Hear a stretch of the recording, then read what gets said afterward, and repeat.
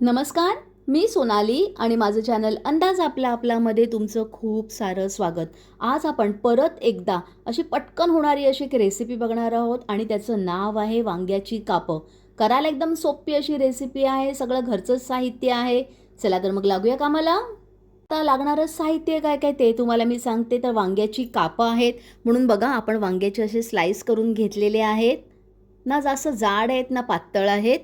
त्याच्यानंतर ह्याला मॅरिनेट करायला आपल्याला लागणार आहे ग्रीन पेस्ट, धण्या जिऱ्याची पूड आहे, मिरची पूड आहे, हळद आहे आणि मीठ आहे.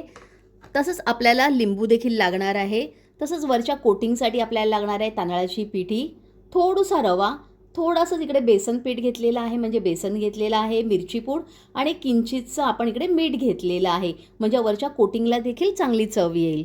तसंच शॅलो फ्राय करायला आपल्याला लागणार आहे तेल. काही करायचं नाही आहे. हे सगळे इन्ग्रेडियंट जे दाखवले आहेत ते व्यवस्थित मिक्स करायचे आणि त्याच्यात आपल्याला हे जे बेसनाचे काप आहेत हे घोळवून घ्यायचे आहेत. तर आपण ह्याच्यात लेमन ज्यूस पण ॲड करून घेऊया. व्यवस्थित नीट मिक्स करून घेऊया. तर आपण वांग्याला सगळा मसाला लावून हा घेतलेला आहे. गॅसवर फ्राय पॅन ठेवलेला आहे आणि तेल देखील टाकून घेतलेलं आहे. आता आपण ह्याला व्यवस्थित नीट मिक्स करूया. आता एक एक वांग्याचं काप ह्याच्यात आपण ठेवत जाऊया. हे बघा. आणि आता शॅलो फ्राय करून घेऊया. फ्लेम ही मी मीडियम ठेवलेली आहे. आता आपण ह्याला पलटी करून घेऊया.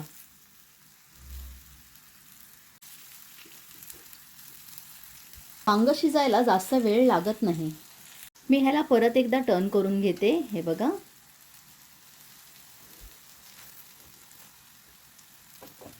लिटरली 4 ते 5 मिनिटांमध्ये आपली कापं ही तयार झालेली आहेत. आता आपण काय करूया, ह्याला एका प्लेटमध्ये काढून घेऊया. हे बघा. चला तर मग इकडे आपली गरमागरम तिखट चमचमीत अशी ही वांग्याची कापं तयार झालेली आहेत. करायला एकदम सोपी रेसिपी आहे. नक्की ट्राय करून बघा. आवडल्यास एक लाईक तर कराच आणि आपल्या फ्रेंड्स आणि रिलेटिव्सबरोबर हा व्हिडिओ शेअर करायला विसरू नका. तसंच आजपर्यंत माझ्या चॅनलला सबस्क्राईब केलं नसेल तर प्लीज करा.